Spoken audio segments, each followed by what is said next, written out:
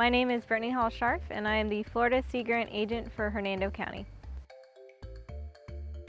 When I started with the county, the Port Authority was interested in attempting a restored or an enhanced oyster reef, so they selected a few locations in that area, some being in Centipede Bay, some a little further out, and we did a pilot study where we looked at what the natural oysters in the area were doing, collected some water quality data, and then from there proceeded with permits.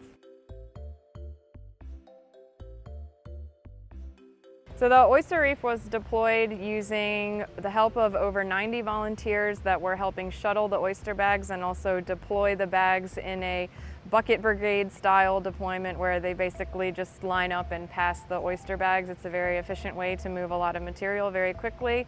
So it occurred over about 8 hours on a Saturday, and without the help of the community, we could have never done it.